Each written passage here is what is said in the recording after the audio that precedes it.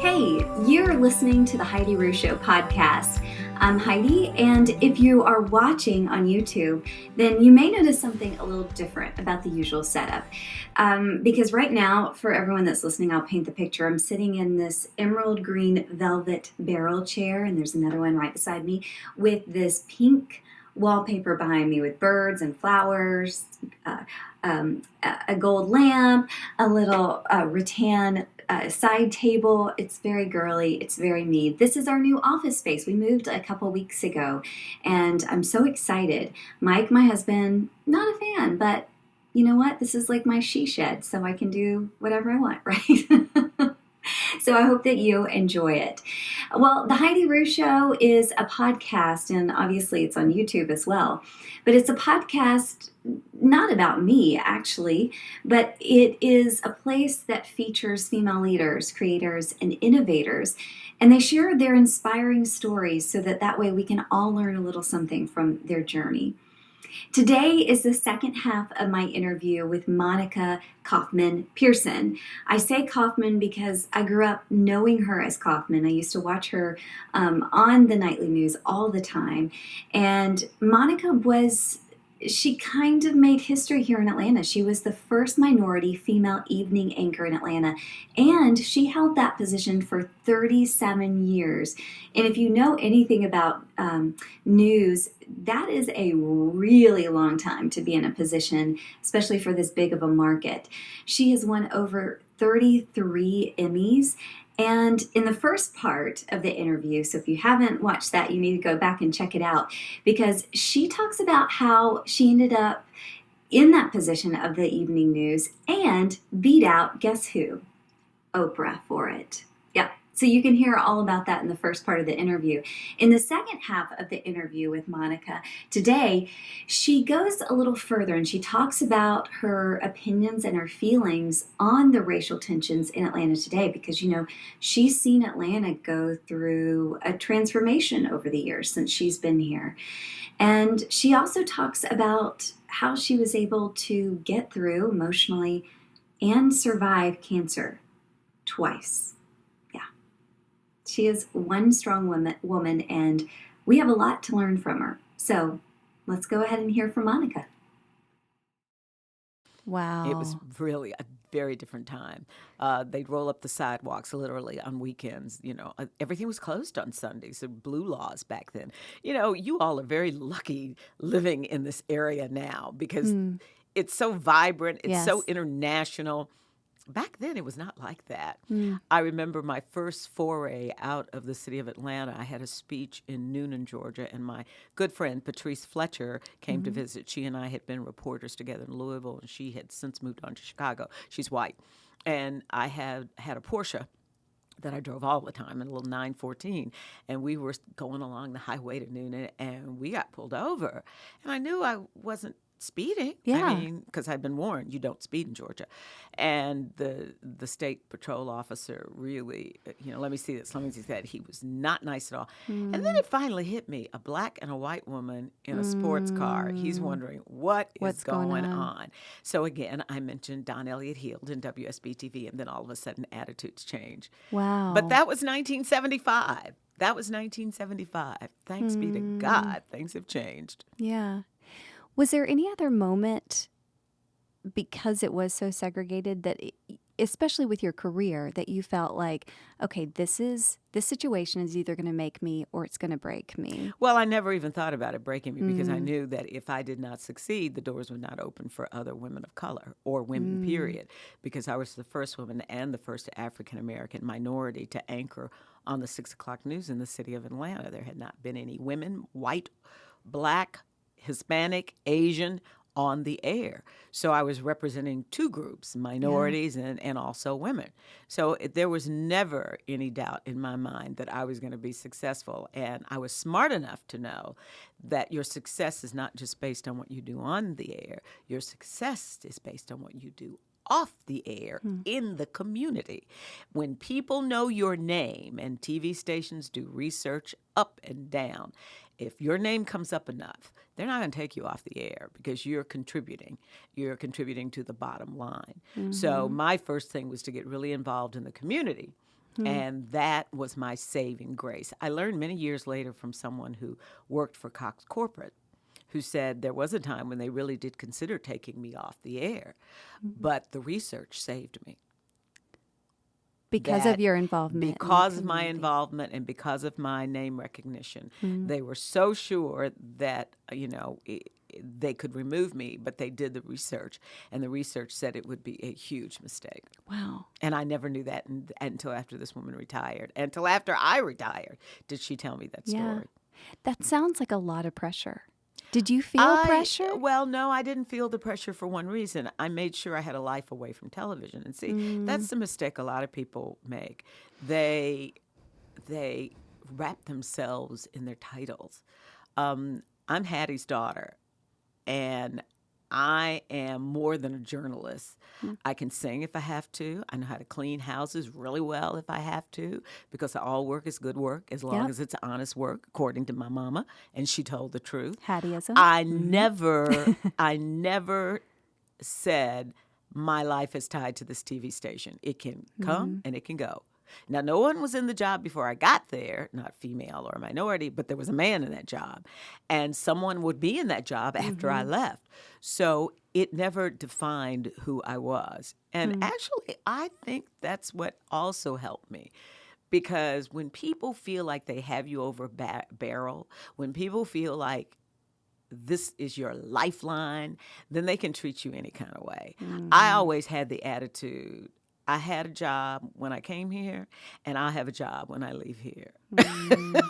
So I'm a little sassy, but that comes from my mother. Yeah. Because you cannot tie your whole world around one thing, because anything can happen to that one thing. Yes.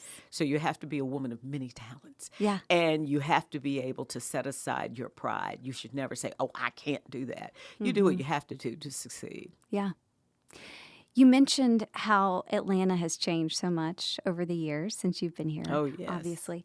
What do you think is a key right now in the moment that we're living in to still healing some of that racial divide? I actually think the racial divide has gotten worse because of the things that are happening in politics, starting with the White House on down. Some people say, he's not my president. Well, yes, he is your president. He is president of the United States of America, and I will give him the respect as the president. I may not agree with what he does, but in the same vein, he is still the president, and I will treat him respectfully. However, I think some of his comments have led people to no longer have a filter. They feel it's okay to say anything and everything to people without thinking about the repercussions. Yeah. And I feel more racial divide now than I have felt in years. This almost feels to me the way it did when the schools were segregated, when black people and white people were not living in the same neighborhoods and going to the same schools. Yeah. It is frightening for me, who's lived through segregation, to see how people no longer value. Well, my mother said it best. She died the year Mr. Trump was elected, and she said to me, where's the civility? Where's the civility? And that's the question I have to raise. Where's the civility? We no longer are politically correct or incorrect. We're just rude and crude. Yes. And Yes. that bothers me because Yeah. I see it now not only in white people, but also in black people. And I see it in young people more than anything. And that's the biggest difference. That's scary. When I was growing up, you knew how to walk that line between black and white and get what you wanted. And you knew when to speak up and when to hold back. And you knew how to speak up in a way that didn't make you look bad. Now, folks just don't care. They just, whatever comes up, comes out. Yeah. And that can be so detrimental. Can. But, everybody's got to go their own path. I'm not going to criticize them. I'm just going to say, if that's the way you live, you have to suffer the consequences of what you say and do. Yes. And that's where I am. Yes. So I'm true. not going to judge. I'm just going to say, all right, you live that way, you have to suffer the consequences. Yes. I live my way, I have to suffer the consequences. Yeah. If you come to me for advice, I will give you a perspective from my point of view, but your perspective may be different because of the way you were raised and how and where you were raised. Right. And I think that's a problem sometimes with people in my age group. We think, you all ought to be doing it this way. No, they were raised They differently. were raised differently, sure. And with different opportunities. And so they don't know what it's like to be denied the ability to try on clothes in a store. They haven't been measured with a ruler to see, how big your feet are because you can't try on the shoes. They don't know what it's like not being able to use a water fountain because it says white only, even though the spigot's coming out from the same pipe, which was insane. They don't know that. Many of them have grown up in an integrated school system, or if they haven't grown up in an integrated school, they have been exposed to white culture, and therefore they know what they should get. And it's so interesting because there's sometimes there's entitlement on both black and white kids. They feel like they're entitled to things, whereas my generation is, you have to work for it. Right. And that goes back to these darn people giving every kid on the sports team an award. I can understand giving everybody an award for being present, but those people who do exceptionally well should receive an award for doing exceptionally well. Yes. And then the other thing is helicopter parents. My mother would never show up at a job to talk about what you should pay me. My mother would have never called a boss to talk about how you're being treated. And I never did that with Claire. It's like, that's none of my business. Right. Pull up your big girl panties. Yeah. Well, speaking of your daughter, she's adopted, which I think is so wonderful. She was beautiful. 6 months old. I was Oh my unable gosh. to have children, and because of endometriosis. And anybody who wants to know what that is, you can look it up on Google. Yeah. But it's like it just didn't happen. Yeah. That is awesome. How did that change you when she came into your life? I became less selfish. I'm an only child. So I've always been the center of my mother's world. Yeah. And now Claire's the center of mine. And I would also say it brought about how I looked at the news differently as a parent. So it raised questions that had not been raised before because I didn't have those parental experiences.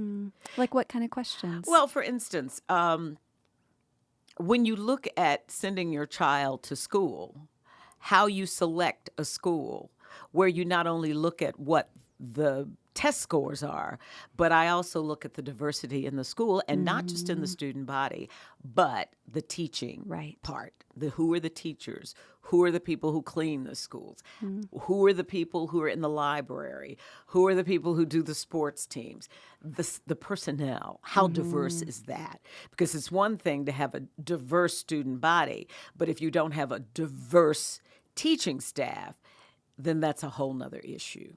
So anyway, I wouldn't have thought of that as a single woman with no children. Kids were not really a part. I would call friends and ask them, what question would you ask of this person? But when you are a part of something, it becomes clear. I'll give you another example.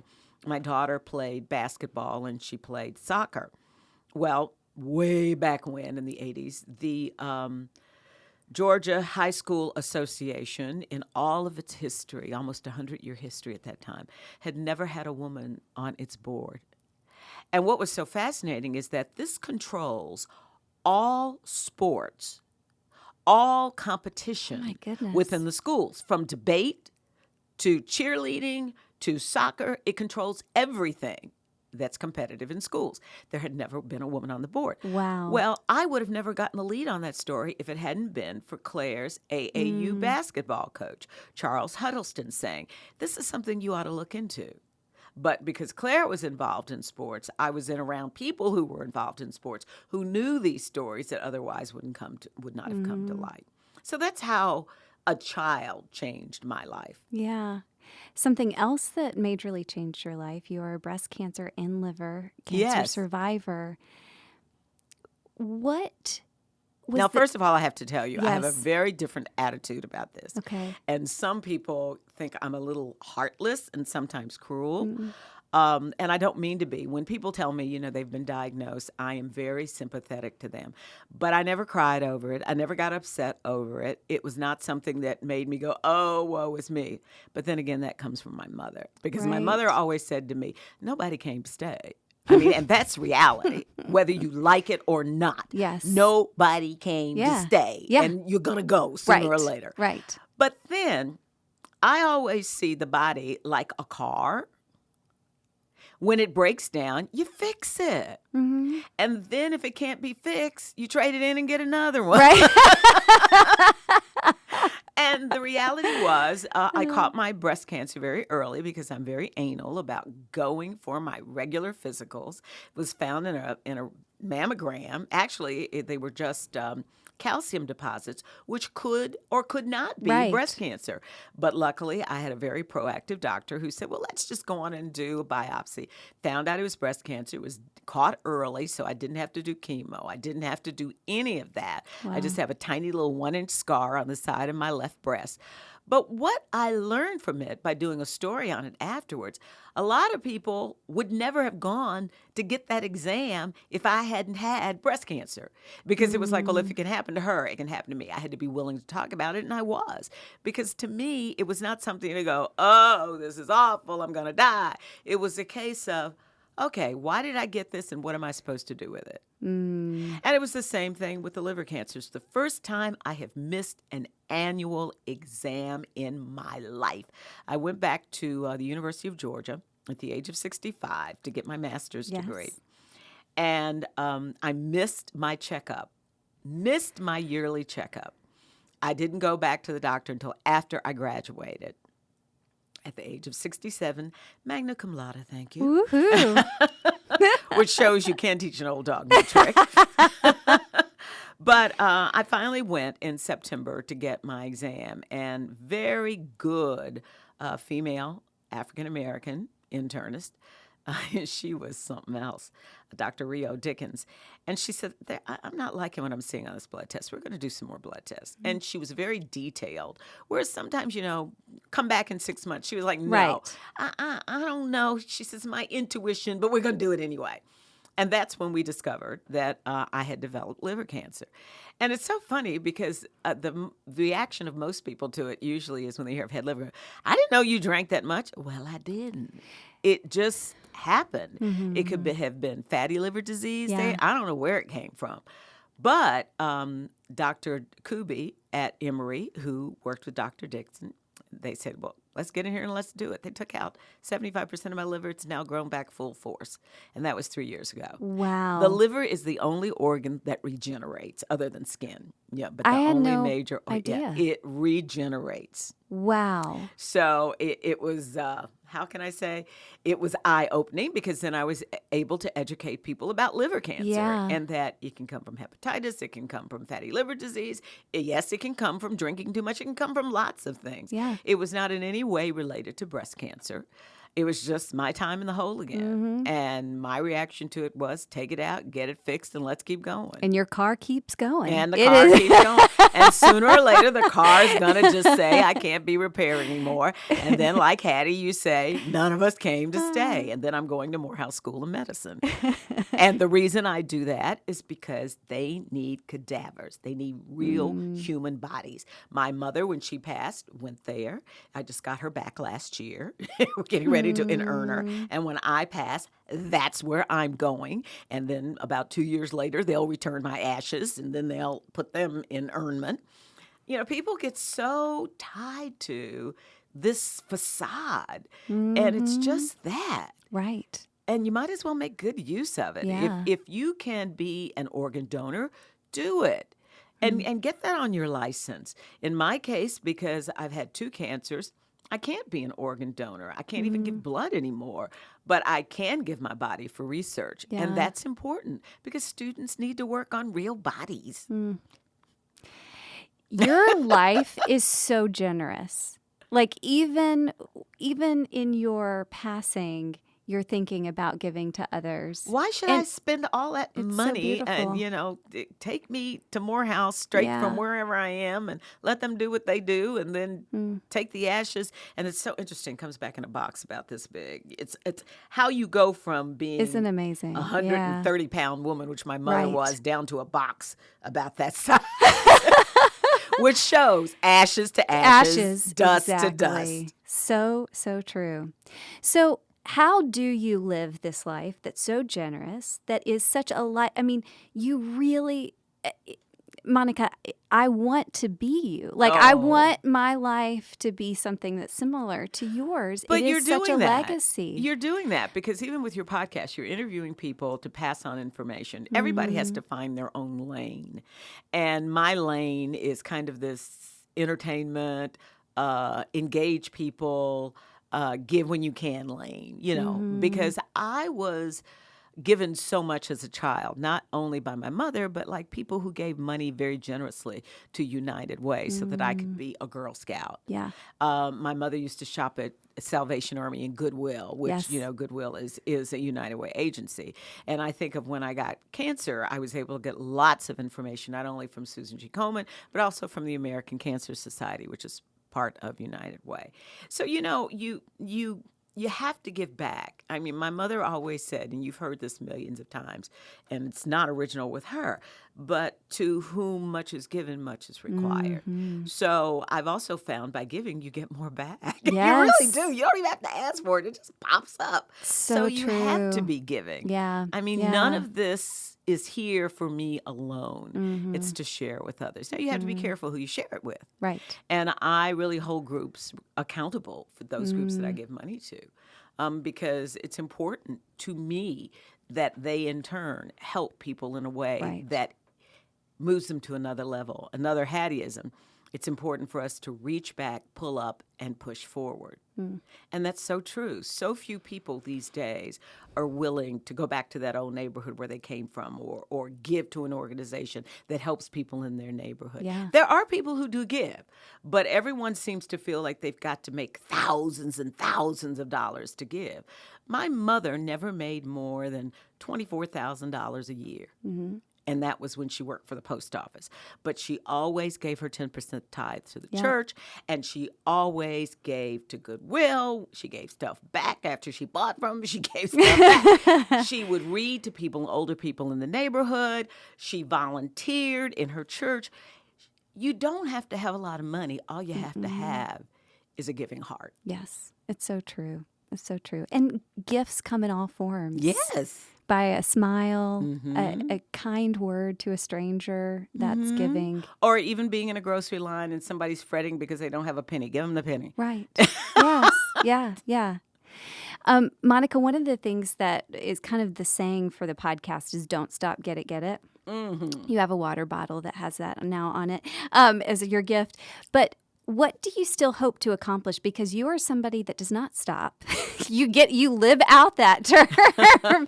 I mean, is it a book with Hattieisms, or that is the one thing that people have been encouraging me to do for years. And I just haven't had time to do it because I've been doing this radio show on KISS 104.1, and I've been doing on Georgia Public Broadcasting, my baby. I love this show. It's the first time in my life I can say exactly what's on my mind, okay? A seat at the table. It's three Black women, 3 different generations talking about what it's like to be an African-American woman in these days. And it's just, and we don't agree a lot because we are from 3 generations, but we learn from each other and we respect each other. So because I've been doing all of that, and then I started doing commercials, which I could never do when I was doing the news. right? So I'm now looking at, it's so interesting you would ask that question. How can I cut down what I'm doing to really take time and do this book on Hattie? Because the reality is I'm closer to the end than I am to the beginning. I'll be 72 this year. So it's real important for me to get my little hiney in place and write this book on Hattie. So I've started in a way to kind of keep it in the front of my mind by doing a little thing on social media called a Monica Moment, where I end up talking about a Hattieism in it. Yeah. So that is to make me want to do this. So I've got 2 people I've got to sit down and interview. My cousin Barbara, who's in Louisville, and she's 78. So she remembers my mother as a young woman. And then my mother's oldest friend, Miss Dorothy, who is 90, my mother was 93 when she passed 3 years ago, who remembers my mother as a young woman. So I've got to get, and that's one of the things I'm going to do this summer, is go spend a week in Louisville talking to them, because I need some perspective. I've got pictures of Mother from then, but I need to talk to some people who remember her. Yeah. And there aren't many left. I should have done this 30 years ago. I was looking at her wedding pictures the other day. My mother, when she got married, I was born in 47. She got married in 45. 45. Because there was this big thing like, when is she ever going to get pregnant? She's taking forever to get pregnant. And it was only 2 years. Yeah, it was oh my only gosh. 2 years. But, back Right, then they had them sure. right out of the chute. And I was looking at her wedding pictures, and there were all these white people at the wedding. And I'm like, you didn't see that back then. Yeah. And her wedding was in the paper in the Louisville Times. Well, it's because her cousin Lee, who paid for her wedding, was the driver for the president of Ashland Oil, so I'm told. So I need to do the research on all that. But I've got these pictures of all these women in their fur coats with the, shoulder pads out to here and their fancy hats at this African-American wedding where everybody in the wedding is black, but all these white people are at the wedding. Oh, my goodness. It was, and to see her as a gorgeous bride and, and my dad, they were such a dapper couple. But also to learn from my mother before she died that none of my dad's family came to the wedding because they thought she was too uppity. Because she was the first in her family to graduate from high school. And in terms of both families, she was the first to graduate from high school. Wow. Yeah. I'm the first person on both sides of my family to graduate from college. That's amazing. I know. But, you look back and you think about what my mother, the life she lived, going from with her mother, who never had more than a third grade education, who came from an intact family with a mother and father who were married until the day they died. The Langfords, then Rosie, who my middle name is Rosie. Rosie was their only child and was spoiled rotten and didn't finish school. She was allowed to, was known for being bow-legged and making bathtub gin and beer and selling it on Sundays, who could play cards and carry on. I love it. And then my mother, who graduated, the first to graduate from high school, and then to have this amazing wedding thanks to a cousin who went to work in the post office. And, you look at her life, and over the years, she just kept progressing. And then once they married and had me, it was like, life I became her life. And I will tell you a little story. You all are so young. In the old days, they used to take your baby shoes, and they would bronze them. Oh, yeah. Okay. And I still have my baby bronze shoe, and the toe is out. It's been cut out, and there's a hole in the bottom of the shoe. So I asked my mom, I said, what's this all about? Yeah. And she says, this is what led to my divorce. And I said, what do you mean? She said, you needed a new pair of shoes, and your dad said he needed a new pair of shoes more than you did. And that's when I said, it's time to go. Wow. And that bronze shoe, I still have it. Oh my goodness. Yeah. I want to know more about Hattie. Hattie yes, was please I've got write to do that it. book. I've got please to do write it, that book, she had Monica. wonderful sayings. Oh, I love it. And she raised such a wonderful woman. Thank you so much for sharing today your story and your life. And we just look forward to continuing on with your journey. Well, thanks for having me. And yes. these snacks are so good. I love it. We have to give a shout out to Upbeat, who these snacks are from. It's one of my favorite places in Atlanta. Delish. And thanks for having me on. It really was fun. Thanks, Monica. Thanks so much for watching this episode of the Heidi Rew Show podcast. Don't forget to subscribe so you can catch the next one, and make sure you hit that bell. And if you'd like to listen via the podcast platforms, you can find those below. We would love to hear from you. Join in on the conversation on Instagram or Facebook.